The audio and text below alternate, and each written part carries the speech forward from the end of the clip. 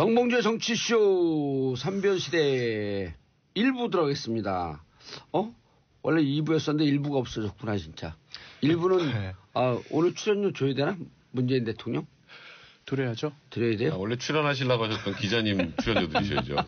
기자는 없죠 뭐. 오셨었어요. 그냥 퉁치는 거죠. 정치인들은 이렇게 방송 나와도 좋은 거 아닌가요?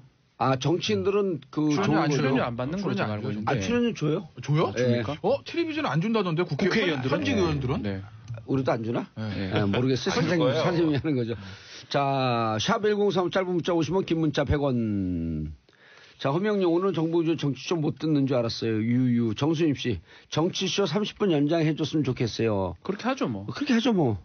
됩니까 편성이? 아니요. 12시부터 하는 것을 뭐죠? 언니네 라디오인데 언니네 정치쇼 이러면 되지 뭐. 같이 해요? 김숙 성훈이랑. 아니 그분들이 정치 얘기를 하면 되지. 내가 같이 해요. 네. 출연료 더 주지도 않는데. 자, 소개하겠습니다. 고구려를 대표하는 백성문 변호사님. 네, 안녕하세요. 백성문 변호사입니다. 예. 자, 완전 이제 백제 중심이 된 박지훈 변호사님. 백제 박지훈입니다. 네. 근데 백제 그런 걸로 들려. 예. 자, 그다음에 신랄 대표하는 김태현 변호사님. 네, 안녕하세요. 김태현입니다. 예. 며칠 전에 무슨 일 때문에 이제 지난주 토요일이었나요? 주진우 기자를 만났는데 정치쇼 재밌다고.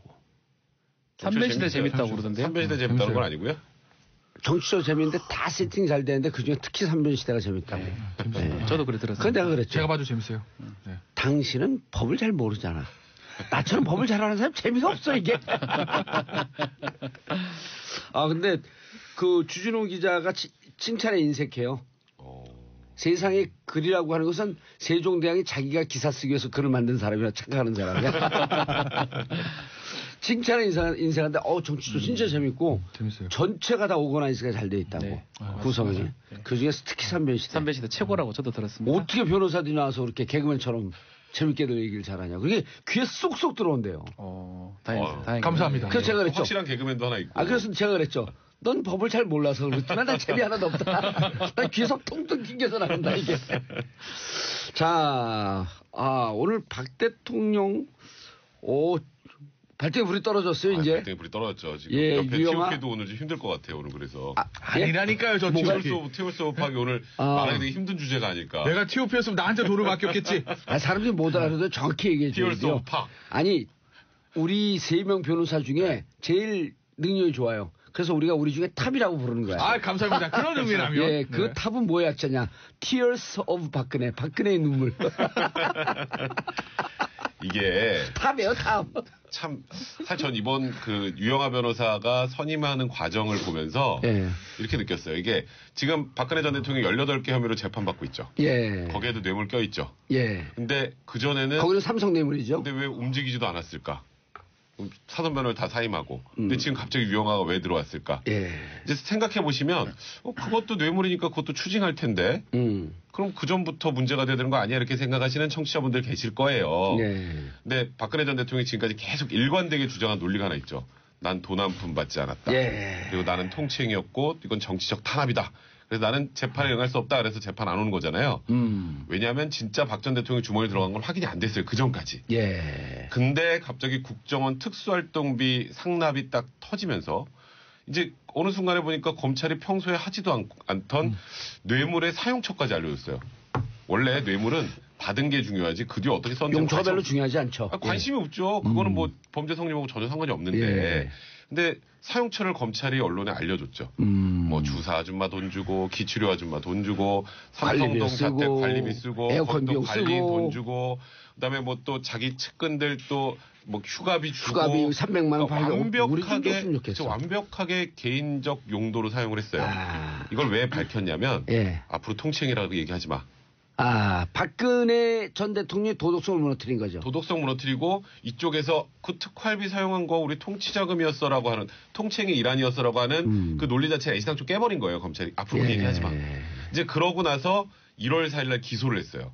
근데 박 전 대통령은 제가 보기엔 잘 모르고 있었는데 유영하 변호사가 지금 이제 언론에 터진 것처럼 1억짜리 수표 30장하고 현금 10억을 그게 이제 삼성동 팔고 내곡동으로 간 게 딱 차익이 40억 정도 돼요. 그래요? 네. 윤전추 행정관이 가지고 있었는데 네. 유영하 변호사한테 넘겨준 거죠. 윤전추도 요즘 말을 이상하게 하니까 불안해진 거예요. 그래서 유영하 변호사가 40억을 들고 있었는데 이제 문제는 이번 건은 박근혜 전 대통령 호주머니로 들어간 돈이기 때문에 추징 대상이 됩니다. 그럼 추징하면 딱 떠오르는 게 내곡동 집, 예. 박근혜 대통령 예금.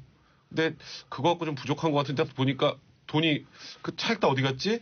근데 1억짜리 수표로 다 인출돼서 그게 유영하 변호사 간 거를 검찰이 확인한 거예요. 그러니까 이제 유영하 변호사가 깜짝 놀랐죠. 그래서 제가 보기에 접견을 하러 간 것 같아요. 맞아요. 접견을 하러 가서 박 전 대통령한테 이제 얘기를 했겠죠. 이거 이제 상황이 심상치 바로 않다. 추징 보전 처분하는데 이거 내가 들고 있는데 이거 어떻게 해야 되지? 가 된 거예요. 예. 그러니까 거기서 은근슬쩍 나온 게 변호사 나중에 선임하면 그거 비용으로 쓰려고 가지고 있었다는 얘기가 현재 나오고 있는데 아직 유영하 변호사도 이걸 어떻게 해야 될지 좀 모르는 상황이 아닌가. 예, 대한변협의 한 변호사가 그 징계해야 된다. 수임료 신고 안 이게 했어요. 네, 신고 안 했기 때문에. 이게 사실은 이게 아마 저도 이래 추측가 처음에는 왜 갑자기 변호인 선임했을까라고 했을 때 뭐 사적 추구고 뭐 이런 거라고 저 처음에는 보도가 됐잖아요. 예. 이게 납득하기 좀 어렵거든요. 알고 보니까 돈인 거예요. 엄청 크죠 사실은. 뭐 어떤 뭐 신망 이거보다는 돈 30억 40억이 어떻게 되느냐가 중요하고 그러다 보니까 유영하 변호사는 제가 봤을 때는 계좌 추적 이런 거 받았을 거예요. 아니면 검찰에 출두 요청도 받았는데 그건 안 나왔어요. 본인이 알죠. 아니까 이제 아유 큰일 났다. 이 돈까지 뺏기겠다 싶으니까 접견 신청을 한 거고요. 박근혜 전 대통령 다른 사람 접견 신청 받아들이지 않지만 예. 유영하 변호사가 아마 SOS 치면서 큰일 난 상황이다. 접견 신청을 하고 두 사람이 논의한 끝에 이 돈을 안 뺏길 방법은 유일하게 그밖에 없다. 이거 내가 변호사 선임료로 하는 거다. 그렇게 구상을 한 게 아닌가. 그렇다면 선임료를 내야 되고. 근데 문제는 선임료 우리 김태현 변호사같이 탑이면 뭐 한 30억. 글쎄요. 뭐 예전에 뭐 그런 변호사들 있었죠. 뭐 입건됐던. 예. 그렇지만 상당히 비용이 너무 많고요. 너무 많죠. 이전에 그 그때 500만 원으로 했잖아요. 헌법재판소 700만 원, 500만 원 받고 했는데 왜 이 사람만 30억을 한다는 것도 말이 안 되고. 아니 그리고 선임료라고 하는 것은 네. 수신 계획서도 없을 거란 말이에요. 근데 요거 하나만. 선임료라고 딱 주장하기엔 또 좀 그러니까. 예. 선임할 선임할 거를 관리하고 있었다라는 정도로 지금 유영하 변호사도 머리가 아픈 게 선임료라 그러면 세금 문제 있죠. 신고 안 했으니까. 신고 안 바로 하면 해야 또 돼요. 신고 안 하면 또 부가세가 일사분기 세금 탈루가 돼버리죠. 그러니까 유영하 변호사도 이거 내 선임료라고 하면 본인이 처벌받아요. 그럴 수가 있어요. 그래서 앞으로 선임할 것을 대비해서 관리하고 있었다. 근데 그래도 추징이 되죠. 추징 대상이 그러니까 되는 이제 거죠. 이게 본인이 원하던 결과를 만들어내기가 지금 예. 힘든 상황이 된 거죠. 스텝이 꼬여 있어요. 예. 꼬였죠. 완전 꼬였어요. 아니 추징이라고 하는 거 우리 청취자분들이 잘 못 알아들어요. 벌금이 있고 추징이 있는데 자, 왜 어느 법률을 위반했을 경우에 추징을 하는지 일단 뇌물과 국고 손실 그렇죠. 이게 일단 뇌물을 저지르게 되면 예. 뇌물을 해서 뇌물죄? 이득한 취득액, 예. 취득액을 추징할 수 있게 됩니다. 국가의 국고 뺏어가는 그러니까 거니까. 최순실이가 삼성을 통해서 77억 정도를 얻었던 거는 예를 들어 갖고 내가 줘요. 박준 네. 변호사한테 한 3억을 줘. 뇌물로. 예. 그러면 제가 그 3억을 얻었기 때문에 예. 나중에 이제 재판 유죄 받으면 3억이 추징될 수가 있어요. 3억을 국고에서 예. 반환해 갖고 뺏어가는 거지. 뺏어가야 되는데 뺏어서 나를 줘요? 아니요. 국가가 가져가죠. 내가 준 돈인데. 왜 줘? 이거는 나쁘게 준 불법적인 거잖아요. 돈이기 때문에 준 사람에 돌려주는 게 이거를 아니라 우리 청취자분들이 몰라요. 국가가 가져가는 겁니다. 그럼 이제 네. 나는 5년 이하의 징역, 네. 받은 박지원 변호사는 3억이기 때문에 5년, 10년 이하의 징역 네. 바이바이. 거기에다가 플러스 이제 특가법상 뇌물죄는 벌금이 2배, 5배 병가되게 돼 있어요. 병가될 수 있어요. 그러니까 그거는 형벌이고 형벌이고. 너 나쁜 짓 했으니까 벌 받아라는 거고 이 이제 추징은 제대로 내 이해했네. 주머니에 들어간 돈 다시 뺏어가는 거예요 국가가. 그렇죠. 그리고 그거를 혹시라도 그게 없어질 수 있으니까 미리 묶어두는 겁니다. 예. 지금 추진 보정 명령은 청구는 가압류 지금 같은 거예요. 딱 묶어두고 가압류, 민사의 못 팔게, 가압류 못 같은. 팔게. 혹시나 고세 다 써버리 뿌면 나중에 안 되니까 재판은 1년, 2년 하는 거니까. 아니 뺏길 걸 대비해 갖고 미리 하는데 원래는 이렇게 추징 보전은 기소하면서 하잖아요. 그러니까 원래 예. 추징보전 처분 기소했잖아요. 1월 4일 날. 예. 기소하자마자 유영하 변호사 들어갔던 거고 추징보전 처분을 하는 건 그러니까 검찰 입장에서 이거는 혐의가 거의 명백하다. 보통은 나중에 이제 판결 선고할 때 얼마 추징해라라고 나온단 말이에요. 근데 그 전에 고사에 빼돌릴 우려가 있을 때 유죄 가능성이 높다라고 판단을 하면 그때까지 팔지 마. 라고 딱 1월 4일 날은 특활비로 기소가 된 네, 건가요? 그렇죠. 36억 5천만 원. 그렇죠. 그런데 삼성 뇌물죄로 지난해 기소할 때는 왜 안 그거는 했어요? 왜 그러냐면요. 최순실이 먹었으니까 최순실 거를 묶어놓은 거예요. 그래요? 맞죠? 맞아요. 그건 왜 그러냐면, 그러니까 몰수 추징 같은 경우에는 돈을 가지고 있는 사람한테 뺏어야 되거든요. 그렇죠. 그러니까 몰수 추징도 일종의 형벌이라는 거죠. 그러니까 내가 공무원이 뇌물을 100억을 먹었어요. 근데 내가 돈을 가지고 있지 않고 다른 사람 다 줬다는 거예요. 제3자 뇌물로. 그럼 나는 돈 받은 경우도 나한테 뭘 몰수 추징해 가겠어요. 그러니까 이제 예전에 삼성 뇌물 같은 경우에는 박 전 대통령이 돈을 직접 받은 게 없기 때문에 몰수 추징을 못하고 최순실 씨한테 한 거죠. 근데 이제 지금은 박 전 대통령이 스스로가 36억 정도를 가졌다. 1억 5천을 이원종 비서실장이 직접 받았다는 거니까 추징 보존 대상이 안 되는 거죠, 그거는. 35억을 그렇죠. 그러니까 박 전 대통령이 35억을 이제 가졌다고 보는 거기 때문에 그거에 대해서 추징. 몰수는 그 물건을 동일하게 가지고 가는 것이거든요. 그러니까 예를 들어 황금 돼지를 받았다. 그 황금 돼지 그대로 있잖아요. 그러니까 몰수하면 돼요. 근데 돈은 꼬리표가 붙지 않았으니까 이 돈이 그때 받은 그 돈인지 붙어있지가 않잖아요. 현금에. 그러니까 이제 몰수가 안 되고 돈이랑 가액에 대해 추징을 하는 건데 박 전 대통령이 스스로 35억을 꿀꺽했다고 검찰에 보고 있는 거기 때문에 거기에 대해서 추징을 하기 위한 거고 추징 보존하기 위한 건데 이게 박근혜 대통령이 이게 기소하기 전에 박근혜 대통령 이제 측근이니까 35억 먹은 거 알았어요? 몰랐어요? 누가요? 김정은. 질문에 뭔가 함정이 있는 것 같아요. 네. 깜짝 놀랐다. 저는 측근이 아닙니다. 저는 아니에요. 제발 저를 좀 그럼 지금이라도 당 영상 다시 돌려갖고 박근혜 대통령 그때 구속될 때 왜 눈물을 흘렸어요? 저 안 흘렸어요. 그때 안경을 그래 진짜 우리 팩트는 그때 우리가 사진을 찍었어요. 아니 있어요. 다시 보기에 다 있어. 구속되는 날도 아니에요. 그날이 아마 무슨 얘기하냐면 뭐 유영하 변호사가 뭐 변론하다 울었다 그 얘기하다가 그런 건데. 가시 감독에서 온 거예요?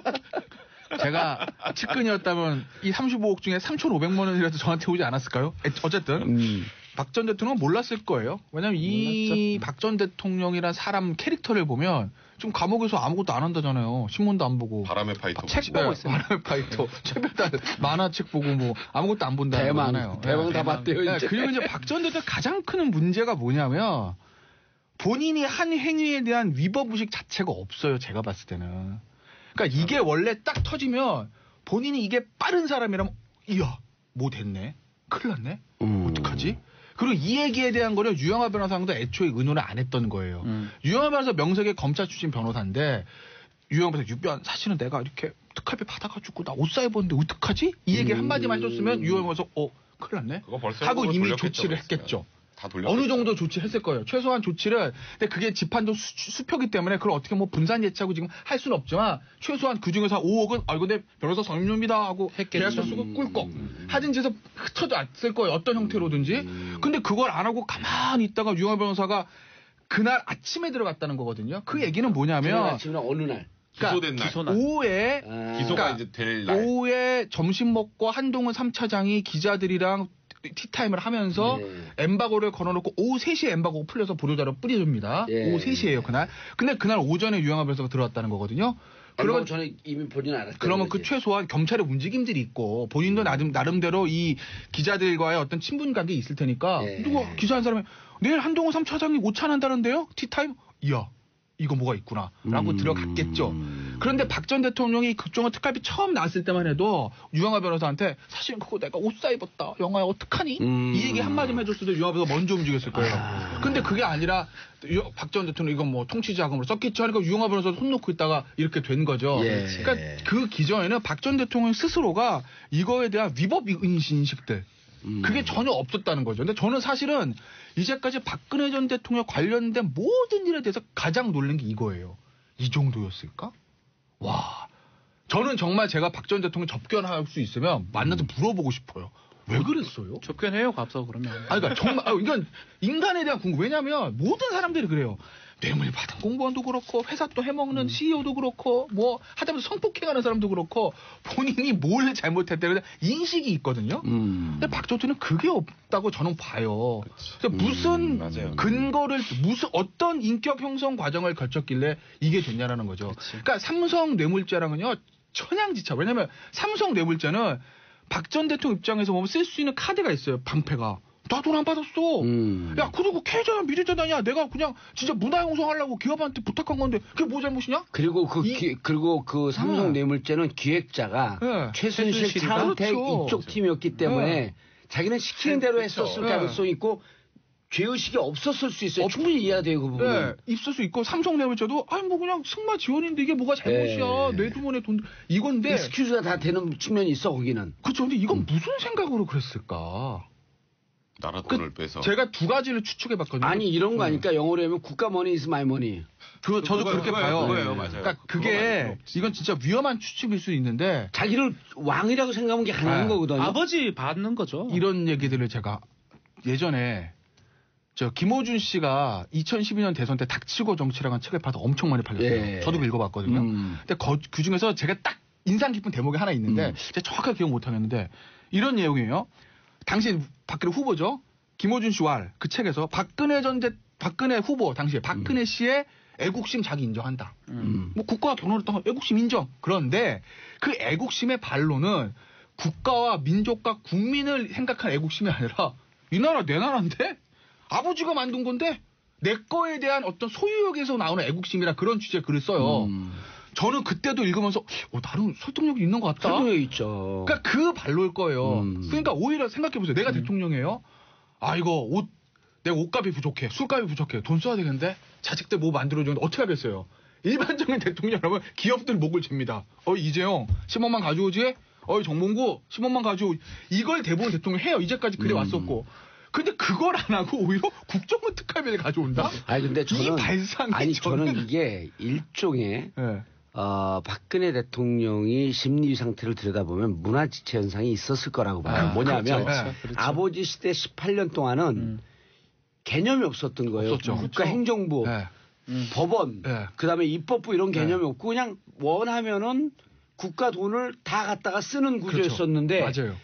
18년 동안 쉬고 있다가 18년 정치에서 대통령이 됐는데 이상하게 사회가 복잡해진 거야 국가라고 하는 게. 그게 뭐는 이 개념에 따라서 쓰고 뭐는 이 개념에 따라서 쓰고 또 집에 있으면 되는데 자꾸만 출근을 하라 그러고. 이게 참 이상해진 거예요 나라가. 그런데 그래서 가만히 보니까 주위에 있는 사람들이 그나마 이게 그 정리가 안 되면서 기록 안 되면서 쓸 수 있는 돈이 뭐냐 그랬더니 대통령 특활비가 있습니다 그랬더니 자기가 보니까 아버지 때 썼던 거에 비해서 비스켓을 불고 코끼리 비스켓이거든. 이거 말고 또 없나 보니까 전임 때부터 뭔가 국정원 이런 게 있었으니까 이 돈은 기록 안 하고 써도 됩니다. 그러니까 그럼 기치료 비용이 부족한데 그거 가져오세요. 옷값 사야 되는데 가져오세요. 나는 그래서 아버지 때처럼 행동하는데 실제 사회 조직과 구조는 이미 민주화되어 있고 조직화되어 있고 현대화되어 있고 그래서 여기서 상당히 정신적 패닉에 빠져 있었다.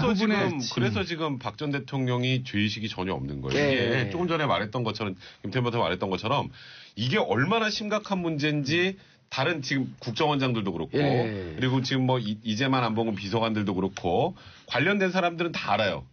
그러니까 이제 이재만 비서관, 안봉근 비서관도 이제 본인들도 살아야 되니까 막 다 불잖아요. 이제 다 불잖아요. 추석 나가 돈이 없다 그래서 갖다 줄 때 참 행복한 표정을 짓더라. 그렇죠. 이건 대단히 주관적인 평가거든요. 5만 원짜리 현금으로 박 전 대통령 올렸다 별 얘기를 다 해요. 이제 자기들도 살아야 되니까 이게 얼마나 정말 위중한 문제인지 아니까. 근데 그 와중에 박 전 대통령 구치소에서 바람의 파이터를 보고 그러니까 전혀 생각하지 않고 그냥 내 돈 내가 썼는데 그게 뭐가 문제지라고 생각하고 있었던 것 같아요. 유영아가 설명을 했을 왜냐하면 이게 검찰에서 예를 들어서 박 전 대통령이 뉴스 하나도 안 보고 뭐 그냥 바람 파이터고 대박 맞아서 몰랐다고 가정을 하더라도 검찰에 한번 갔잖아요. 출두하라 그랬고 그리고 또 가서 이 국정원 특활비 관련 조사를 하려고 갔잖아요. 그럼 최소한 그날부터는 알아야 되거든요. 이거 조사하는데 큰일 났네? 그러니까 돼야 돼요. 그러면 그때 유영아 변호사 접견을 해서 뭔가 며칠이라도 땡겨서 시작이 됐어야 되는데 전혀 그런 게 없다가 유영아 변호사가 놀라서 들어간 거잖아요. 저는 유영아 변호사 가서 설명을 할 때도 지금도 아직도 박근혜 전 대통령은 이 사안의 위중함을 모르는 거고 가능성이 높아요. 아까 봉조사가 진짜 좋은 말씀하셨죠. 문화지체 현상이란 거. 제가 이거 국정농단사 처음 터졌을 때인데 어떤 분이 인터뷰가 누구냐 제가 이름이 아마 박관영 의장이었던 것 같기도 하고 어쨌든 보수 쪽의 원로 정치인들의 인터뷰 제가 한번 본 적이 있거든요. 박관영 의장이었던 것 같아요. 그죠? 거기 무슨 어떤 대목 정확하지 않아요. 박관영 의장인지 아니지는 그렇게 기억하는데 거기 무슨 내용이 나오냐면 박정희 대통령 사람은 굉장히 공과가 갈리는 사람이잖아요. 엄청나게. 예. 박관영 그냥 이렇게 본 거예요. 삼선 기원과 유신 전후로 박정희 대통령 완전히 바뀐다 사람이. 그 전은 공이 좀 많다면 그 후는 과가 많다. 아하. 그런데 이 박근혜라는 사람이 아버지와 같이 정치를 하면서 퍼스트 레이드를 한 게 언제죠? 유경수 여사 피해 75년. 이후라고요. 75년. 유신 때예요. 예. 박근혜 전 대통령이 봤던 아버지는 그 삼선 기원 전에 나름대로 이 경제 발전하기 위해서 그런 국가를 아버지가 세우려고 아니라 노력했던. 그 이후에 독재자 아버지만 봤던 거죠. 그러니까 박정희 대통령의 긍정적 평가하는 내용 중에 뭐가 있냐면 처음에 이제 자기가 대통령 후사닥간 대통령 되고 나서 초대 총리를 자기한테 가장 속된 말로 까던 언론인 당시 동아일보 주필이었을 거예요. 굉장히 비판적인 언론을 총리를 안 치거든요. 그런 모습은 안 보고 독재를 하다 아버지만 봐왔고 거기서 사고가 멈춰 있고 그건 아버지라고 18년 또 혼자 집에 이러고 있다가 짜자잔 하고 달성의 국회의원들 나타난 거 아니에요? 그러니까 아버지의 나쁜 모습만 보고 배운 거죠. 세상이 변한 걸 못 느끼는 그렇죠. 거죠. 그러니까, 알겠습니다. 네, 이렇게 된 것 같아요. 저는. 예, 그러니까 아직 결론 내지 마세요. 왜냐하면 광고 듣고 결론 내야 그렇죠, 되니까. 뭐. 자, 이은경님, 저희 집 근처에 박 전 대통령 사저 있는데 요즘은 지나갈 때마다 저 집 벽돌 하나는 내 거야라고 말합니다. 이게 민주주의 의식의 시작입니다. 내 겁니다. 제 것 하나 있네. 그러면 우리 거에 있어요. 국민의 돈이라고 하면 안 돼. 우리 돈, 내 돈. 그렇죠. 마이머니. 8711님, 삼변시대 하도 재미있어서 목적지에 도착해놓고도 차에서 내리질 못하겠네요. 계속 내리지 마세요. 큰일 나요, 내리면. 건상분이 이 방송 참 통쾌합니다. 광고 듣고 삼변시대 이어가겠습니다. 채널 고정하소서. 자, 3부가, 삼변시대는 두 번째고요. 지금 전체적으로 3부. 예. 헷갈려 죽겠어. 대통령께서 신년 기자회견하는 바람에. 그게 일부죠? 그게 일부였었죠. 어떻게 보면. 예. 예. 자, 백성문 변호사, 박지원 변호사, 김태현 변호사님 함께하고 계십니다. 자, 재난경보 떴습니다. 오늘 오전 11시 동해시, 삼척시, 속초시 등 강원도 일부 지역에 건조경보가 발효됐습니다. 화기를 취급할 때 각별히 주의해 주시고요. 담배 피우는 사람들 조심하시고요. 인화성 물질은 소지하지 마시기 바라겠습니다. 우리 청취자 여러분, 중요한 얘기입니다. 논두렁에 불 지르지 마세요. 요새도 이런 사람이 있나요? 아, 있죠? 네. 예. 야당 쪽에서 불지른 거 아닌가? 자, 각종 폐기물도 태우지 말아야 합니다. 산불 발견하시면 즉시 119 경찰서에 신고해 주시고요. 농담 같지만 대단히 중요한 네. 이 재난으로 번질 수 있기 때문에 특히 큰일 납니다. 불 조심해야 예. 됩니다. 불조심. 예. 자, 특활비, 뇌물, 박근혜 대통령 심리 상태 쭉 계속 얘기했었는데 네. 재판이 어떻게 될지 재판 이제. 예. 만만치 않아요. 재판은 지금 끝났죠. 보면 줬던 사람들 남재준, 이병기 다 얘기했고요. 그리고 안봉근하고 이재만 또 전달했고요. 예. 박근혜 대통령은 재판 조사 안 받고 있고 재판은 추가 기소가 됐고 유죄가 거의 뭐 확실한 상황인데 문제가 제 양형 기준을 잘 보니까 5억 이상 받았을 때 예. 5억 이상 받았을 때 기본이 9에서 12년이에요. 5억 이상. 아, 선거 떨어지는 게? 예. 그 이상도 사실 뇌물범죄 기준도 안 넣어. 근데 예. 36억이잖아요. 36억 5천인데 그래서 이제 가중이 되면 11년 아니면 무기거든요. 예. 전 이 범죄가 이 국정농단 사건 앞에 지금 18개 혐의만큼에 해당하는 범죄가 아닌가 생각이 들고 예. 이게 이제 입증이 된다 그러면 어쩔 수 없이 무기가 지금 구형돼야 될 상황이 아닌가 그러니까 보입니다. 이게 지금 말씀하셨던 것처럼 증거 퍼즐이라는 게 있잖아요. 예. 증거 퍼즐이 거의 완벽하게 맞춰진 상태예요. 아. 지금 박지원 변호사 얘기했던 그 진술 증거 외에 거기다가 박근혜 전 대통령 최순실의 최측근이라고 할 수 있는 이영선 행정관, 아하. 윤전추 행정관까지 깔끔하게 다 얘기했어요. 그러니까 사실 기치료 아줌마, 주사 아줌마 이거 그 이영선 행정관이 관리했잖아요. 네. 이영선 행정관의 계좌에 돈이 입금이 돼서 그게 나간 흔적을 발견하고 이영선 행정관한테 물어보니까 술술술 다 얘기했고 그다음에 윤전추 행정관은 이렇게 얘기했어요. 최순실이 독일로 가고 나서 이제 국정농단 문제 터지니까 독일 갔다가 돌아왔잖아요. 그러니까 의상실 관리할 사람이 없어서 그 다음에 박 전 대통령한테 현금 받아서 의상실 사람들 월급도 주고 의상실 비용을 본인이 관리했다는 얘기였어요. 윤전추. 그럼 되게 재밌는 게 뭐냐면 그 전엔 최순실이 관리한 거예요. 아. 딱 반면으로 정확하면 그러면 의상실에 관련된 거 그 과정에서는 독일 가기 전까지 최순실이 관리했다는 거. 그러니까 그 숨어있는 뜻이 그거 있었네. 그러니까 특활비 관리는 사실상 최순실이 했다라고 하는 거죠. 최순실은 물론 지금까지 말도 안 되게 부인하고 있지만 이거로부터도 경제공동체라고 하는 게 입증이 되는 거예요. 그러니까 최순실이, 예, 그렇죠. 이거는 최순실의 다른 범죄하고 확실하게 이제 예. 뇌물죄와 관련해서 연결이 되는 거고 이번 사건은 최순실이 기소가 되지 않을 텐데 최순실이 근데 깜짝 놀래가지고 그 메모 나왔잖아요. 핑크색 포스트잇. 예. 이재만 얼마, 안봉근 얼마, 정호성 얼마. 그걸 부인했다가 그 포스트잇 그 메모장을 보면서 이재만 안봉근이 다 불었다라고 하는 설이 있거든요. 네, 그래서 그런 보도가 그거 있었죠. 보고 깜짝 놀라서 이재만 행정관도 불었다고 하는데 그거를 또 이제 최순실 변호인 이경재 변호사 참 힘드실 것 같아요. 제가 이경재 변호사는. 증거가 넘쳐요. 아니 그 변호사한테 다 얘기를 하고 그렇죠. 그래야지 변론을 할 수가 있는 거 아니에요. 근데 이재만 비서관이 그 관련된 얘기를 해서 그냥 메모광이라 최순실이 적어놨다 그러는데 어떻게든 여기서 혹여라도 문제될까 봐 지금 발 빼려고 하는 이 뇌물 사건에서 이렇게 증거가 넘치는 경우가 거의 없거든요. 그렇죠. 뇌물은 원래 모자라잖아요. 원래 한 7, 80% 겨우 검찰이 공소유지를 한 지금 150% 정도 증거가 있기 때문에 뭐 이 공소유지가 문제가 아니고 빨리 재판에 나와가지고 뭐 얘기를 하든가 해야 되는데 참 안타깝습니다. 근데 그 김태현 변호사님 재판 조금 복잡하긴 하지만 우리 청취자분들에도 알아둬야 할 게 자 이게 이재만 안봉근이 지금 재판을 받고 있는 형사합의 33부에 배당 요청을 했어요. 누가 요청을 했어요? 우리란다. 우리. 지금 이거 배당 아마 남재준 원장 32부가 남재준이 그쪽이랑 같이 배당이 아니 그러니까 처음에는 이재만 안봉근 쪽으로 배당 요청을 했다는 거예요. 33부로. 네. 그런데 왜 이병기 남재준 있는 32부로 그 배당이 됐는지. 글쎄요, 제가 33부 배당 요청했다는 얘기는 사실 배당 오늘 처음 듣는데. 보도가 그러니까 나왔어요. 32부는 아마 그런 개념이에요. 이게 돈을 주고받은 사람이잖아요. 그러니까 이재만 안봉근은 솔직히 말씀드리면 인과관계를 여기서 밝힐 수가 있기 때문에 가온의 전달자고 돈을 준 사람. 남재준, 이병기. 예. 그다음에 전달자는 중간에 이재만 안봉근인데 이건 주요한 혐의가 아니기 때문에. 예. 그리고 받은 사람 박전통. 예. 그럼 두 사람은 뇌물 공여 수뢰잖아요. 그다음에 이제 횡령이랑 이제 그 국고 손실. 지금은 일단 그 부분도 횡령으로 일단 누구죠? 쳤어요.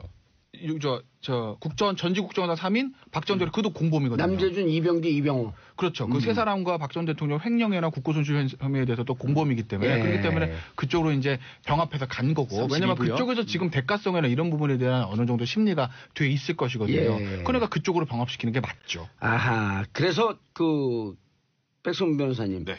안봉근 이재만이 술술술 분 게 우리는 안봉근 아니 패싱이다 우리는. 네, 지금 우리 사실 패싱이다. 그 둘이 주장하고 있는 게 그거예요. 아니 박 전 대통령이 요구해서 국정원장 통해서 이 돈이 들어온 걸 박 전 대통령이 직접 나가서 받을 수는 없으니까 이재만 안봉근 비서관이 받고 그거 바로 올려줬어요. 그리고 맨 처음엔 돈인지도 몰랐습니다. 돈인지도 심지어는 돈인지도 몰랐다. 처음에 저 돈인지도 몰랐어요. 그냥 온 대로 줬어요. 그리고 나중에 돈 주니까 좀 받았어요. 예. 이제 그게 다예요. 그러니까 이 사람들은 어떻게든 여기서 지금 아까 박준 변호사 얘기했던 것처럼 뇌물 수수의 공범이 돼버리는 순간 10년 이상이잖아요. 예. 이거 어마어마해요. 기본이 9에서 12년 사이에요. 공범이 되는 순간 그냥 사실 소위 가는 거예요. 그냥 그러니까 어떻게든 우리는 요 전달하는 역할만 했지 우리는 아무 관계 없어요. 전 몰라요. 그러려면 어떻게 해야 되겠어요? 상세하게 물어야죠. 그렇게 된 거예요. 이게 지금. 처음에 검찰이 이게 요번에 보도자료를 이제 아까 제가 말씀드린 뿌렸잖아요. 수사 결과. 거기 이제 보면은 유출 좀 해볼 수가 있는데 일단 정확하게 나온 건 아니지만 거기를 통해서 유출을 해보면 이재만 안봉근 이 두 사람이 들어가자마자 술술술 분 겁니다. 그렇게 나옵니다. 술술 진술을 했어요. 그리고 정호성 정 비서관을 불러요. 정호성 비서관 처음에 얘기 안 했다는 거예요. 야, 이재만 안봉근 이렇게 얘기하는데 맞냐? 맞습니다. 여기까지만 얘기했다는 거예요. 정호성 비서관은 확인만 해준 거죠. 그리고 나서 이제 검찰이 그 메모를 들이대니까 그러니까 그 액수가 맞습니다. 또 확인해줬다는 거죠.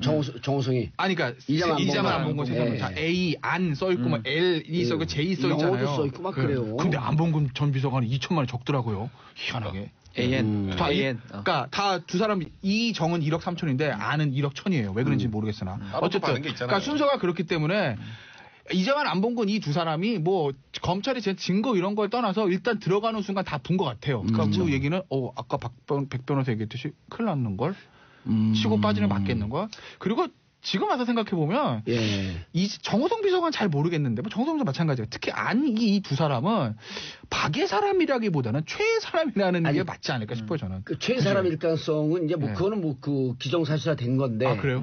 왜냐면.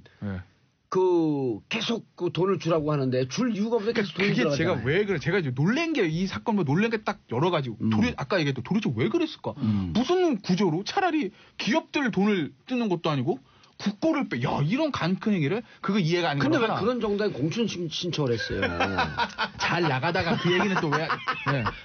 훅 들어옵니다. 뭐 어쨌든 저의 역사이고 과거니까. 어쨌든 또 하나는 박근혜 전 대통령이 여의도 한번 아시잖아요. 다녀보세요. 박 전 대통령한테 금일봉 받아가지고 뭐 했다는 사람 들어본 적 있어요? 하나도 없어요. 한 사람도 없습니다. 사람도 없어요. 박 전 대통령 돈에 대해서 굉장히 이게 좀 엄격하다고 그랬잖아. 짜다고 그래야 되나? 인색하다고 표현하는 게 맞겠죠. 예. 인색합니다. 예? 하나 재밌는 일화 얘기 드릴까요? 예. 이거 이미 언론에도 한번 보도된 거고 김무성 대표도 사석에서 많이 하는 얘기인데. 그래도 그 안에 있었던 식구들한테 들으면 더 그러잖아요. 감칠맛이 2007년 경선 때 MB 쪽이랑 박근혜 세게 붙었잖아요. 예. 박 전 대통령 딱 당시에 아마 김무성 의원이 사무총장 하면서 선대본부장 했을 거예요. 예. 돈이 없잖아요. 그래서 박 전 대통령한테 삼성동 집 좀 팔아라. 팔고 신당동 들어가라. 세게 붙자 그러고. 당선되면 어떻게든 해결책이 생길 거고 떨어지면 내가 내 돈으로 당신 전셋집이라도 해줄게. 돈이 없으니까 얘기했다는 거예요. 그 다음에 어떻게 된지 아세요? 박 전 대통령 레이저를 쐈다는 거죠. 내가 언제 선거할 때 돈 쓰라고 했나요? 이러면서. 그러니까 김무성 의원이 당시에 박근혜 의원이죠. 이제 이게 김무성 대표도 사석에서 하는 얘기고 동아일보에 이게 보도가 됐었어요. 이 내용이. 제목이 뭔지 아세요? 그 기사 제목이? 무대와 공주. 네.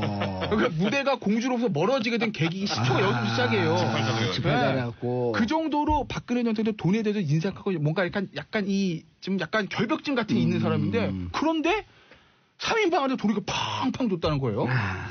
납득이 안 되는 거죠. 그건 왜 누가 그랬을까? 주라고 지시한 거지. 아마 그럴 저는 가능성이 있어 보여요. 최순실이 가가지고 언니 뭐 이렇게 해가지고 이렇게 하니까 쟤네들 뭐 이렇게 저쩌고 그래서 좀 주지 않았을까. 그러니까 특활비 한 20억 정도 용처가 지금 불분명한 게 있는데 저는 뭐 수사를 36억 중에 예 수사를 해봐야 되겠지만 검찰에서 지금 전화 통화 내역하고 계좌로 들어갔던 거 다 확인했대요. 확인해서 얼마든 확인했는데 20억 아직 못 확인했는데 이거는 뭐 좀 추측이기도 하고 조사해야 될 부분이지만.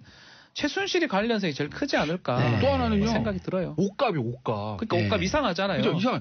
이제 특활비 중에서 옷값의 일부를 특활비로 썼다는 건데 옷값이 토탈. 우리는 지금 추정입니다. 한편의 소설을 쓰고 우리가 뭘 압니까? 우리 뭘 알아요? 그거 가봤습니까? 네. 아니 단정적으로 얘기하면요. 우리 시민이 제 후배. 우리 몰라요. 예. 그러니까 단정적으로 얘기하면 후배가 될 수도 있으니까 추정입니다. 어디까지나. 이게 소설을 쓰는 거죠. 다 소설같이 방생하는 그러니까 아까 얘기했던 최순실 씨가 3인방한테 돈을 주라고 하지 않았을까? 그러니까. 이것도 쓸까? 추정. 예. 이럴 때 김경진 불러야 되는데 욕 쓸까 요정. 옷값이 제 돈으로 6억 8천이에요. 이상해요, 그게. 이상합니다. 왜 이상하냐면요. 만약에 박 전 대통령이 박 전 대통령 옷을 뭐 입습니까? 샤넬을 입습니다. 이러면 이해가 돼. 그럼 6억 8천이 되죠. 디오를 입습니다. 이러면 이제 이해가 돼. 근데 우리 그 옷가게 그 옷 만드는 의상실 화면 보셨잖아요. 이거 쭉 닦아주던. 촌스럽습니다. 의상실 자체 화면 보면. 그리고 얼마 전에 신문에도 어떤 보도가 있었냐면 박 전 대통령 옷 어떻게 만드냐. 검찰 관계자 뭐라고 얘기했냐면 그 의상실 사람들 백화점 가서 옷을 하나 산대요. 좋은 옷을. 네. 그거를 디자인을 카피를 합니다. 그 옷에 가서 환불해버려요. 환불해요. 그러면요. 옷값이요. 여기 뭐 패션 관계자들도 들으시겠지만 제일 많이 들어가는 게 옷에 정통하잖아요. 백 변호사. 디자인비. 네. 디자인비라고요. 일단 카피했으니까 안 들어. 디자인비 안 들어요. 영원. 그다음에 1,000. 뭐 얼마나 원단 뻔하죠. 원단 뻔하죠. 그러면 원가가 얼마인데 6억 8천. 원단도 이태리에서 오는 패브릭이 아니라 그거 비슷한 짭. 그러니까요. 부지기수거든. 부지기수거잖아요. 한 4년 동안 6억 8천이잖아요. 예. 그러니까 1년에 옷값이 1억이 넘는 거예요. 1억 5천. 박 전 대통령 옷 1억 5천 한 달에 1,200만 원. 많이 돌려 입었거든요. 그러니까 아니 이형이래 된 거 좀 비싼 거 사 입지. 그거를 근데 짝퉁으로 최순실한테 순실아 나 이번에 옷 입어야 되는데 그럼 언니 기다려. 그리고 해서 갖다 준 거죠. 좋은 거야. 명품이야. 이렇게 갖다 준 겁니다. 실제로 10만 원 얼마인데? 원가 한 100만 원인데 2,500만 원. 그렇죠. 그러면 뭐 어떡하지? 제만아 돈 좀 갖다 주려고 이제 윤 전 추행장관이나 이영사가 들고 가는 거죠. 이렇게 봉투에 넣어가지고. 그러니까 그 옷도 제가 봤을 때는 최순실 씨의 뭐가 좀 많이 비어요 지금. 수익 사업일 가능. 그렇죠. 6억 5천 중에 모르긴 몰라도 5억 정도는 이상하다. 슈킹이 되지 않았을까라고 이제 그저 소설 방송 용어가 아닐까? 왜요? 아니 일반 용어가 방송 용어죠. 방송 따로 해야 돼. 뭐 자기가 꿀꺽했을 가능성도 있다. 우리가 뭐 압니까? 우리가 뭐 그쪽 변호사입니까? 모르죠. 합리적 이유 있는 추측입니다. 예. 그래서 그걸 슬쩍 중간에 배달 사고나 자기가 빼먹었을 가능성이 있다. 근데 참 이 양반들 잠깐만 폭리. 이 양반들 답답한 게 요즘 세계적인 그 명품 나오자마자 같은 날 나오는 카피 세계적인 그 아주 싼 옷 제품들 있잖아요. 제트모 이런데 똑같은 게 있는데 그걸 갖다가 태그만 다시 붙이면 돼요. 여기다가 샤넬이라고 붙이면 더 좋은 방법을 알려주시네요. 더 좋은 방법이. 상표법 위반. 그럼 죄가 하나 추가돼요. 그럼 상표법 위반. 아니 그러면 얼마나 좋은 옷이야. 그럼 어쨌든 한 5억인 것 같아요. 아, 엄청났죠. 많이 벼요 지금 뭐가. 알겠습니다. 자 다음 아이템 넘어가기 전에 중요한 소식 전하겠습니다. 어제부터 청취율 조사가 시작됐습니다. 아하. 전화 오면 당하지 마시고 이렇게 답변하시면 됩니다. 뜨르르르. 자, 박문씨. 어제 라디오 들으셨나요, 고객님? 네. 네. 대답하세요, 백수금. 네, 어제 라디오 들었어요. 혹시 30분 이상 들은 라디오 프로그램 있나요? 네, 정봉주의 정치쇼요. 정말인가요? 정말이죠? 진행자가 정말이에요. 혹시 누군가요? 봉도사라고 하면 안 되고 정봉주 이렇게 얘기해야 돼요. 혹시 방송국이? SBS. 아유, 잘하셨습니다. 땡. 그럼 잘했다고 칭찬해줘야죠. 잘하셨어요, 백성문 어린이. 예. 백성 어린이는 아니라. 죄송합니다. 예. 수염난. 예, 고객님. 예, 아니, 그럴 때 또 성대모사 한번 해줘야지. 네? 성대모사, 그 누구죠? 야구선수 누구예요? 안녕하십니까, 이승엽입니다. 잘하셨습니다. 자, 정호영 특검이 계속 기자회견을 해요? 네. 그러니까 일단 그 당시에 다스 철저하게 수사를 했고 비자금 없었다라는 뭐 그런 입장인데요. 예. 그러니까 이제 어쨌건 그 당시에 직원이 횡령 120억 정도 횡령했다는 것은 확인이 된 거죠. 예. 근데 이제 이게 다스가 누구 건지는 정확하게 그 당시에 확인이 안 됐다라는 건데 근데 이해가 안 되는 것들은 그 기소도 본인이 안 하고요. 예. 안 했죠. 120억 횡령이면 한두 푼도 아니고. 그렇지. 확인했으면 기소를 하든지 아니면 관할 검찰청에 인계를 해서 거기서 수사에서 기소를 하게 하든지 해야 되는데 그런 걸 하지 않았음에도 불구하고 일단 정호영 특검은 어쨌건 특수직무유기는 공소시효가 남았잖아요.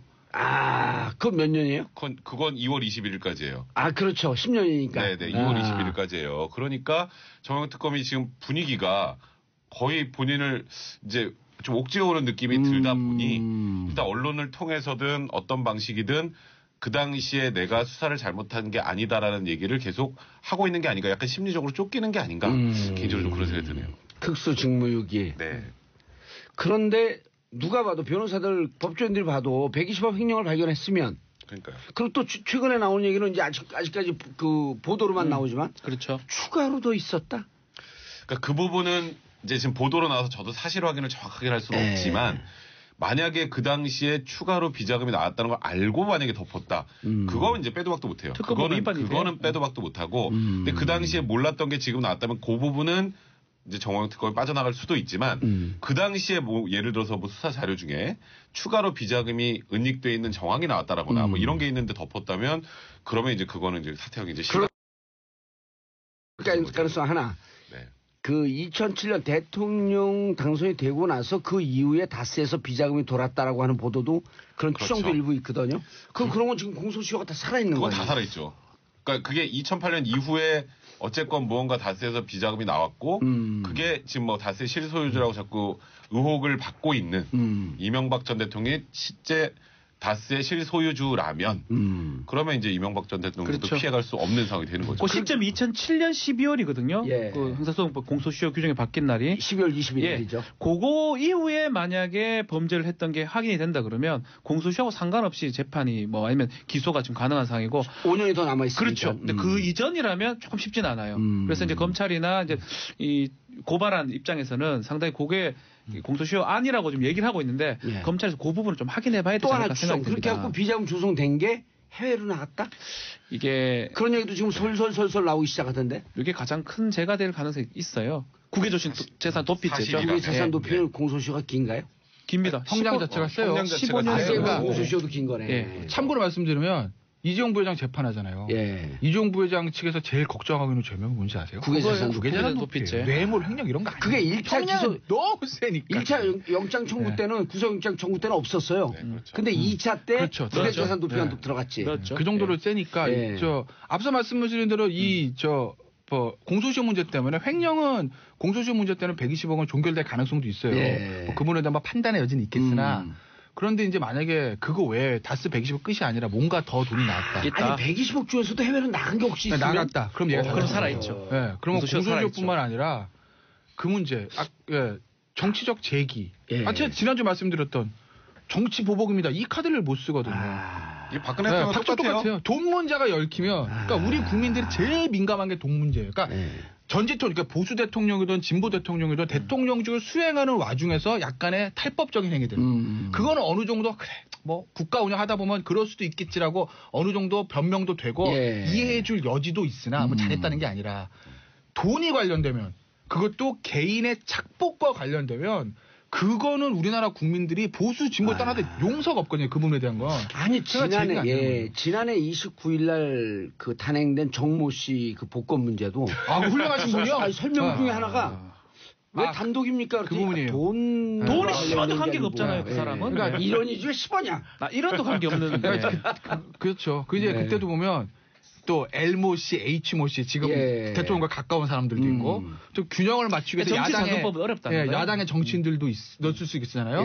근데 이제 다른 사람들은 돈에 관련된 건데 그 정모 씨, 그 누군지 모르겠으나 그 정모 씨는 돈에 관련된 게 아니니까. 훌륭한 사람 같은 이런 실명 맡겨 정청래 아닌가?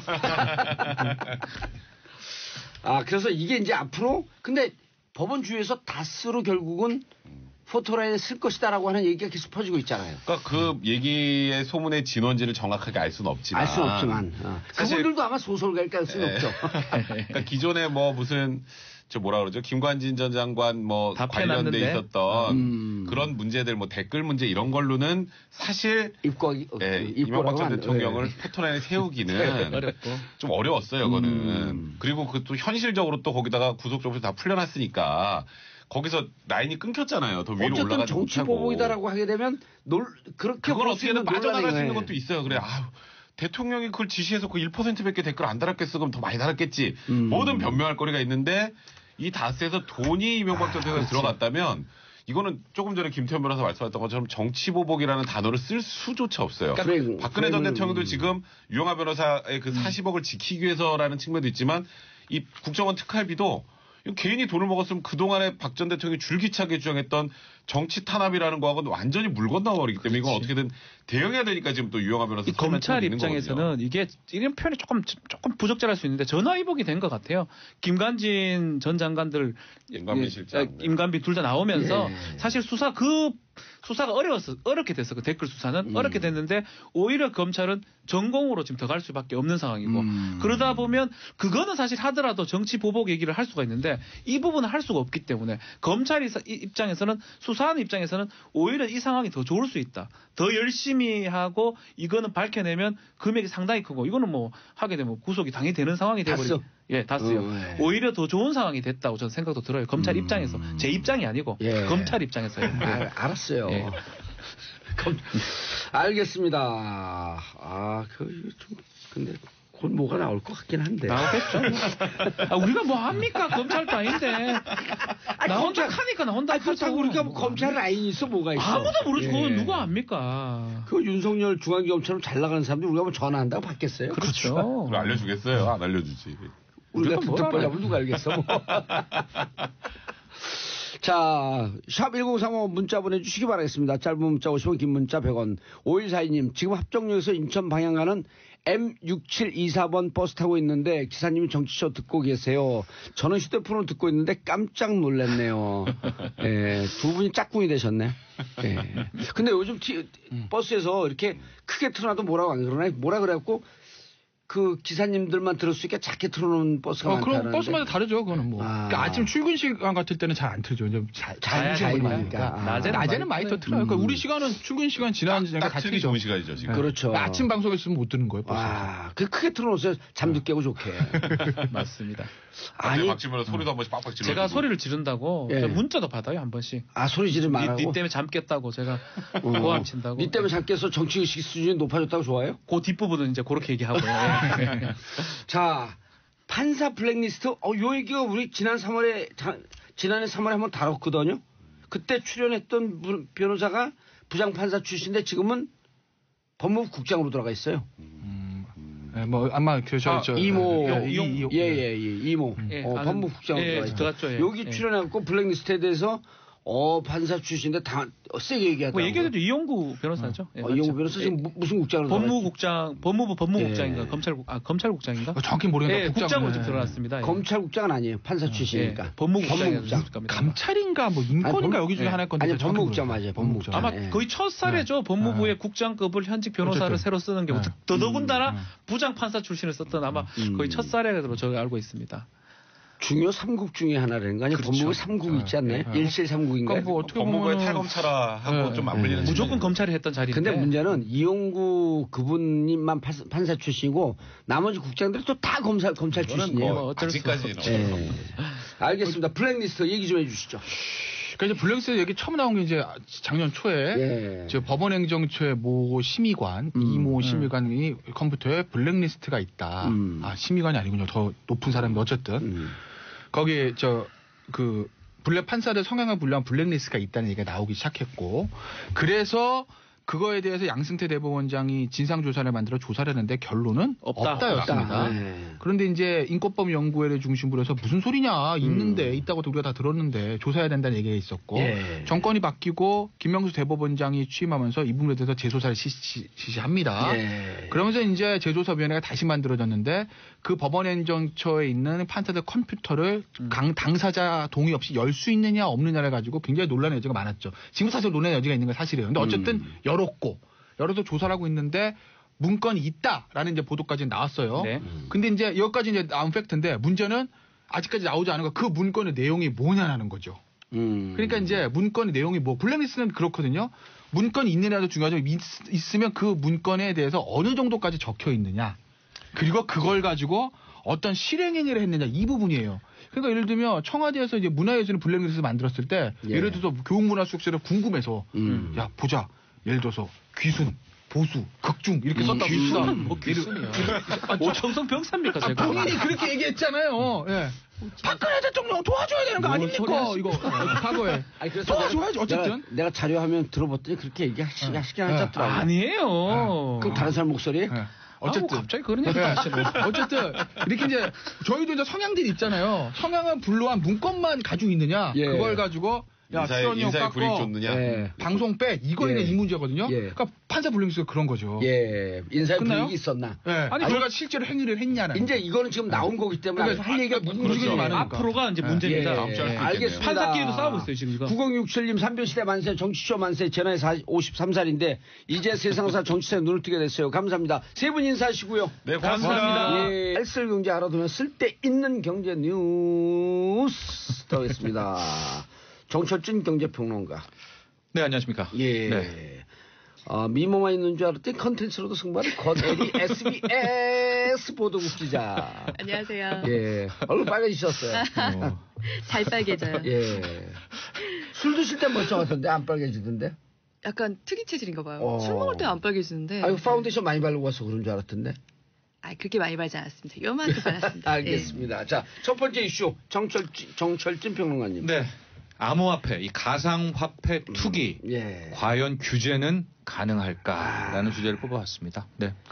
지금 정부 규제가 이 지난해 말부터도 시작이 됐었거든요. 예. 그러니까 작년 말 같은 경우에는 정말 금융위원장이 뭐 김동연 부총리도 그랬었고요. 이 정도의 광풍이라면 거래소 폐쇄도 마다하지 않겠다라고 했는데 신년 들어서도 계속해서 연일 규제 대책을 내놓고 있거든요. 그러면서 이제 은근슬쩍 한마디 던지는 게 과세. 결국 이제 세금 문제까지도 언급을 하고 있는데 차액에 대해서. 네, 번 돈에 대해서 오늘 이 시간엔 그 과세 문제도 한번 집중적으로 소개해 드리도록 하겠습니다. 예. 네. 공 기자님. 네. 뭐 또 했어요? 말할 시간이 되니까 막그 예. 배를 울리네. 죄송해요. 제가 늘 끄고 들어오는데. 예. 그런데 보면은 네. 네. 규제한다 그러고 내용 싹 보면은 사람들 자기 듣고 싶은 보도만 듣는 거거든요. 네. 쭉 가다 보면 그래도 결국은 합법화할 수밖에 없는 거 아닌가라고 하는 쪽으로 시그널이 가는 경우가 몇 번 있었어요. 네. 얼마 전에 지난주에 네. 또 우리 SBS에서 그것이 알고 싶다 해서 부정적으로 했는데 결국 또 그때 또 폭등을 하고.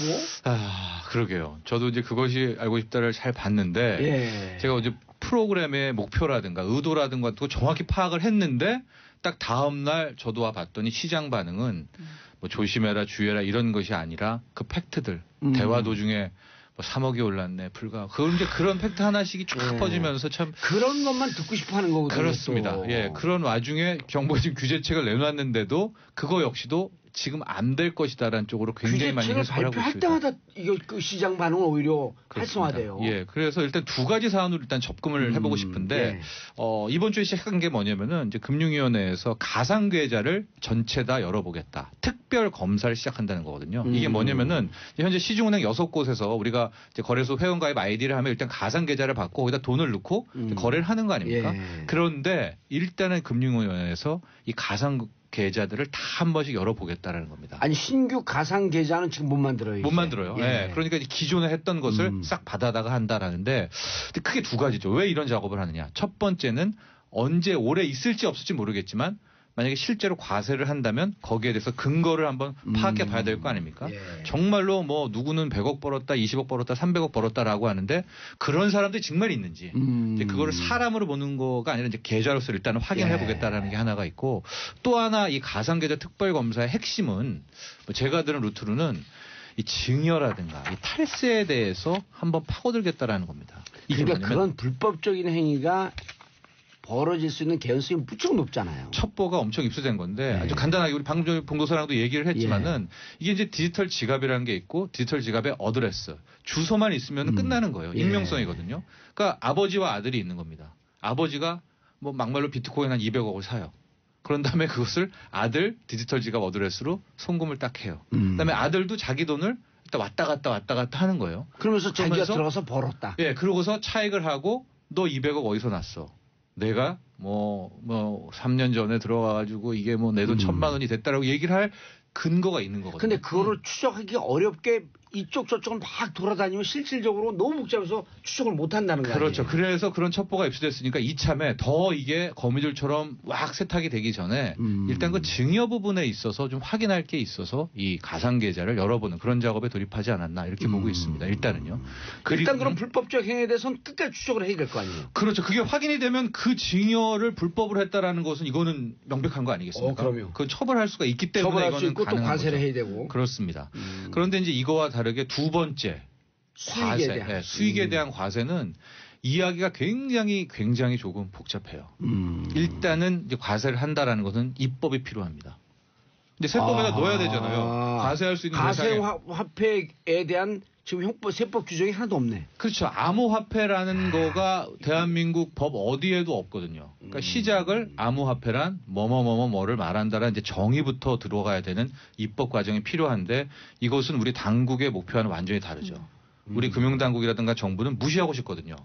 근데 법에다 그걸 규정한다는 것은 자칫 잘못하면 시장에다가는 합법화 시켜주는 시그널로 또 전달될 수 있는 거죠. 그렇죠. 그러니까 예. 규제를 하면서 과세도 하겠다는 거는 사실 이게 서로 언어 도달인 거죠. 규제를 하려면 규제로 가고 그렇죠. 일단 화폐로 가치가 있는 것으로 인정을 해야 되는 건데 그다음에 과세가 예, 된다. 그거는 안 하면서 과세만 하겠다고 하면 당연히 근거 자체가 성립이 안 되기 때문에 그거에 대해서는 굉장히 근데 맞아요. 우리가 오늘 방송에 나가는 걸 듣고 또 시장에 안 좋은 시그널로 갈까 봐 제일 걱정이 돼요. 그래서 제가 얘기한 다음에 다시 좋은 시그널을 줄게요. 그래서 뭐냐면 그게 좋은 시그널인지 모르겠나. 하는데 결국 합법화되니까 해야겠네.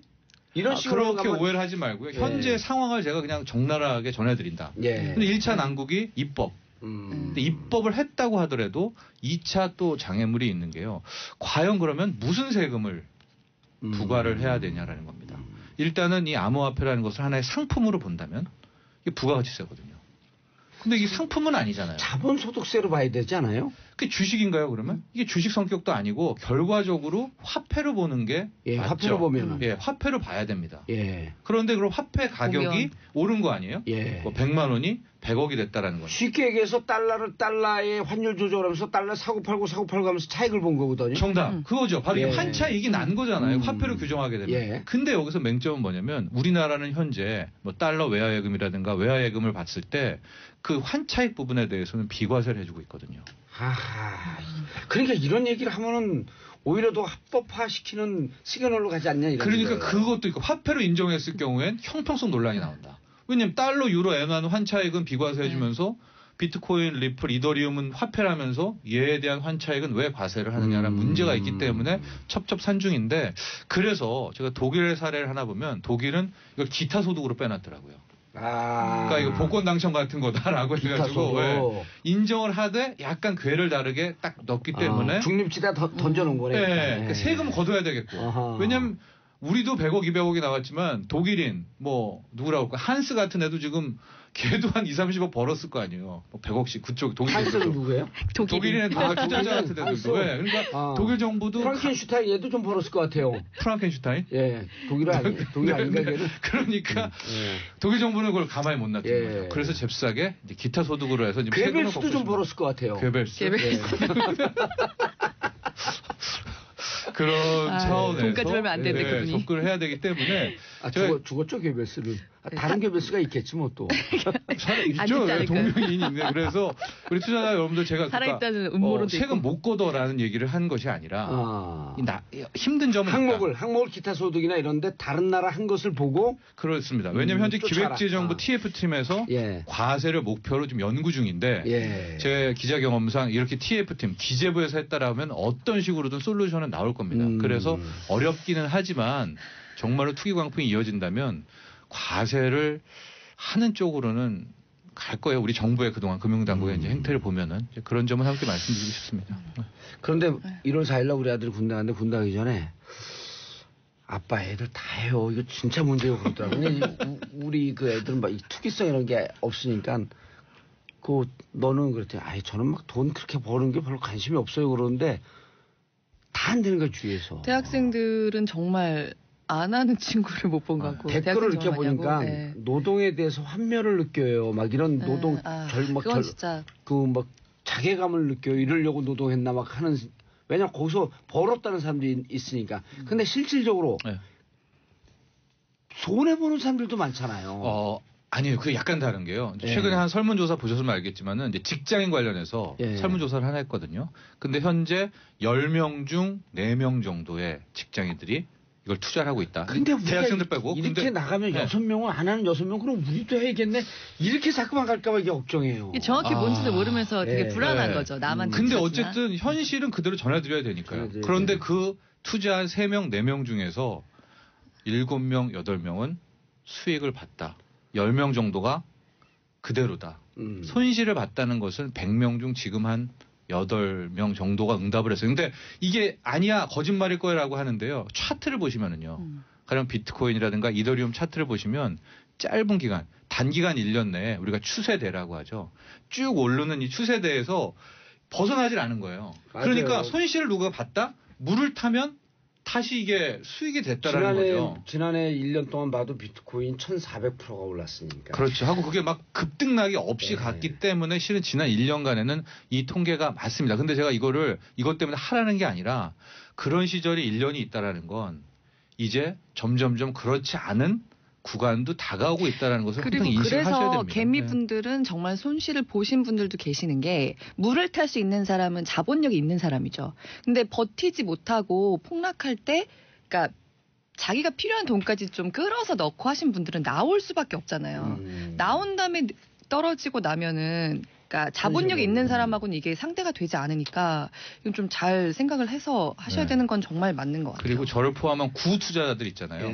기존 주식, 뭐 선물 옵션 투자하시는 분들은 못 벌었던 것 같아요. 왜냐하면 이게 신정 메커니즘이어서 이게 막 20대 새롭게 투자라는 걸 접한 사람들이 그냥 추격을 막 하면서 벌지. 이제 우리가 지금 얘기하는 거는 주로 이제 거래에만 초점을 맞췄잖아요. 그렇죠. 그래서 이제 가상화폐하게 되면 가상화폐를 전 세계 1,200종 되고 그중에 한 600종이 거래가 된다는데 가상화폐를 제작에 몰두하는 나라들도 많이 있거든요. 네, 뭐 러시아 같은 뭐 곳들도. 채굴인데 그래서 우리는 너무 거래에다 지금 함몰돼 있는데 제작 부분에 대해서 정책적으로 또 관심을 좀 가져야 된다. 그렇습니다. 이런 얘기를 하는 전문가들도 꽤 있거든요. 예.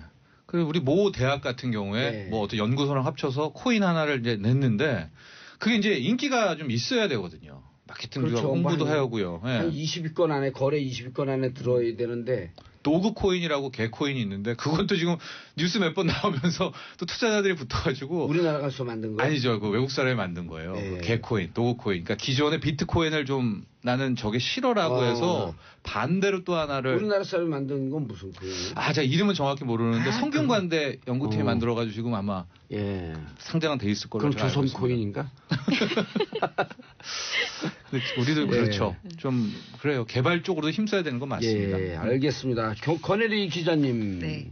신용카드 내역 보면 3개월 뒤 경기 예측을 할 수 있다? 어허, 이거 아주 독특한 건데? 네, 이거 재밌더라고요. 아, 직접 취재한 게 아니고 제가 직접 취재했어요. 취재해서 기사를 썼어요? 네, 사실은 한번 썼습니다, 기사를. 오. 그래서 이 아이디어 누가 재밌어서 낸 거예요? 이게 그 신한카드가 우리나라 카드사들 중에서 가장 규모가 큽니다. 예. 2,200만 명이 가입을 되어 있는데 저도 신한카드가 가입했어요. 아, 그러세요? 예. 네. 그러니까 그 2,200만 명 중에 한 분이신 그렇죠. 거예요. 예. 네. 저희 집사람도 가입했어요. 왜냐면 신한카드가 초창기에 혜택이 좋았어요. 무슨 호텔 가면 발레 뭐 이런 무료도 있고 한 달에 3번인가 4번 주는 거. 아니 제가 사실은 지난번 기사 썼을 왜 때는 웃어요, 근데? 약간 좀 노리는 멘트, 뭐 CF 노리는 것처럼 해서. 근데 그러니까 그렇다 보니까 얘가 규모가 크다 보니까 예. 좀 빅데이터 쪽으로 조금 앞서가고 있어요. 아하. 네. 그래서 뭐 과기부랑 같이 이런 빅데이터 지수 같은 것도 계속 만들어내고 하고 있는데 좋네요. 네. 예. 이번에 그 10년치 그러니까 예. 2008년부터 작년 9월까지 10년치 데이터를 가지고 경기 선행 지수를 만들어낸 게 있는데 이게 그냥 의미 있네, 이거는. 네, 근데 굉장히 재밌더라고요. 근데 보니까 일단 한 달에 6조 원이 되는 돈이 왔다 갔다 한 걸 가지고 예. 그 10년치를 갖고 만들었기 때문에 예, 굉장히 좀 신빙성이 있는 그 지수가 나왔는데 3개월 전에 선행 지수입니다. 그러니까 경기 선행 지수라 함은 경기가 바뀌기 전에 어떻게 될 것인지 미리 알아볼 수 있는 지수잖아요. 예, 그렇죠. 예. 그 경기 선행 지수가 좋으면 좋을수록 그렇죠. 앞으로 예측되는 경기는 나아질 것이다. 네네. 또 나쁘면 반대인데 카드를 통해서 만들 수 있는 선행 지수가 뭐였냐면 그 국민들이 예. 쓰는 돈의 비중이 아하. 어디다 돈을 쓰는지 그 비중이 달라지는 걸 보면 3개월 뒤에 경기를 볼 수 있었던 거예요. 예. 그래서 여기 뭐 일단 그 정철진 선배가 굉장히 공감하실 것 같아서 40대부터 얘기를 해보면 네. 40대가 저는 30대를 얘기해 주세요. 좀 이따. 네.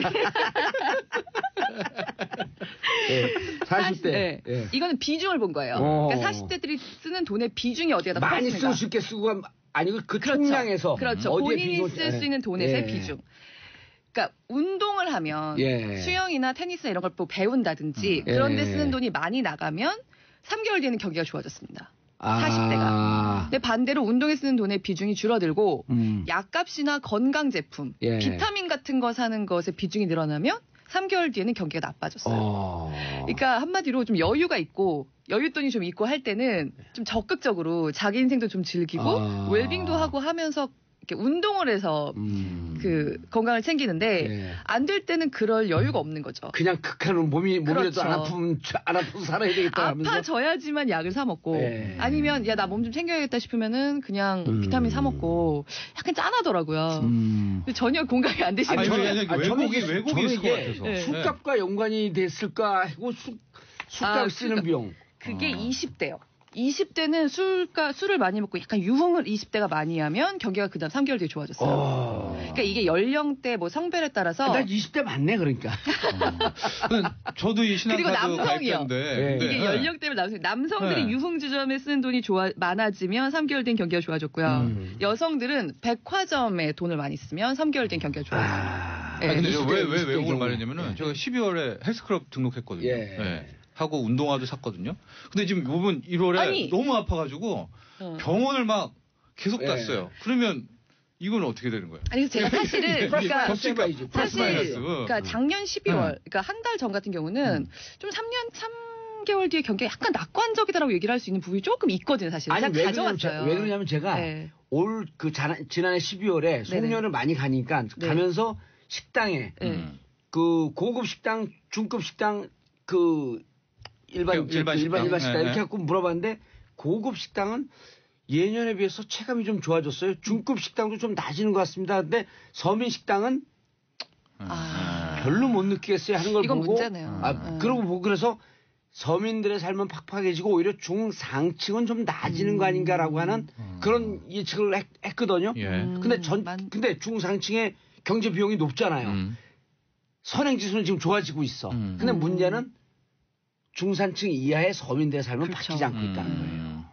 이 식당 하나만 봐도 알거든, 그거를. 그렇죠. 아니 제가 사실은 이거는 지난 10년 동안의 네. 그 지수잖아요. 그런데 당장 궁금한 것이 그럼 3개월 뒤 올해 3월은 어떨까가 궁금하잖아요. 네. 그래서 신한카드에 물어봤어요. 그거는 새로 어제. 근데 이게 당장 이렇게 막 바로 나오진 않아가지고 이거는 이런 많은 부분들을 다 모아서 종합 인덱스를 만든 예. 거거든요. 그러니까 소비자 갖고. 그렇죠. 네. 소비자 심리 지수 같은 것도 다 이제 설문조사 같은 걸 해서 딱 최종 지수를 보고 그 뒤에 경기를 파악하는 거지 않습니까? 예. 그러니까 요거는 그렇게 신빙성이 높진 않아요. 왜냐하면 그 중에 몇 가지만 뽑아봤기 때문에. 근데 전반적으로 작년 12월 상황을 보면 그러니까 며칠 전까지의 상황이죠. 예. 좀 좋아지는 걸로 나와요. 그러니까 3개월 뒤의 경기가. 그 왜 당연하죠. 왜냐면 추경이 일단 100조 가까이가 풀렸잖아요. 92조가. 그럼 이게 그 풀린 돈은 네. 주로 그 서민 경제에 직접적인 영향이 있는 것 때문에 그 92조는 투입된 게 바로 아웃풋으로 나오거든요. 네. 그럼 2, 3개월 뒤에 자연스럽게 좋아지는 거지. 근데 이게 계절이나 예. 그 어떤 비중으로 보는 거기 때문에. 예. 그러니까 예를 들면 작년 같은 경우에도 추경이 풀렸지만 작년하고 비교했을 때도 나아지는. 지난해 2016년. 네, 그건 당연히 비교를 해야지 하는 겁니다. 아 그때 촛불을 두느라고 바빴잖아. 그렇죠. 작년보다 확실히 좋아질 수밖에 예. 없겠구나. 근데 이제 작년 예. 12월 같은 경우에는 주식 예. 어마어마하게 올랐죠. 뭐 코스닥 다 올랐고. 2017년 12월이죠. 그렇죠. 작년 예. 12월. 암호화폐 올랐죠.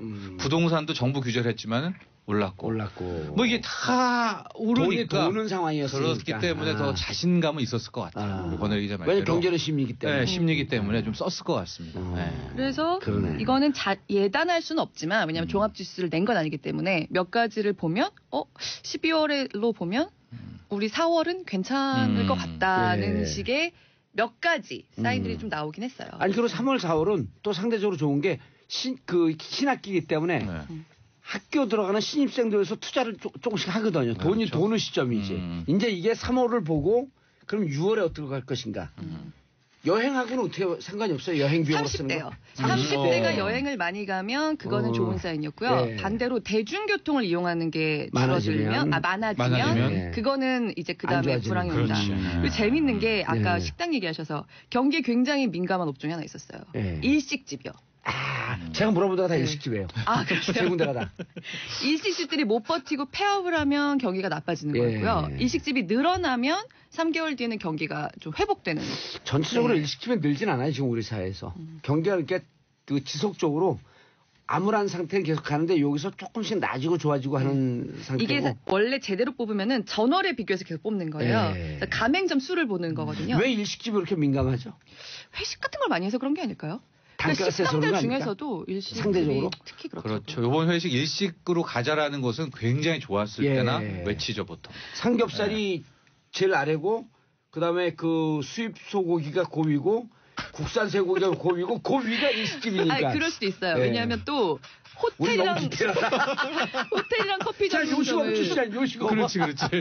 그래서 이제 호텔이랑 커피 전문점을 해서 20만 원 이상 쓰는 돈이 줄어들면 그 3개월 뒤에는 불황. 예.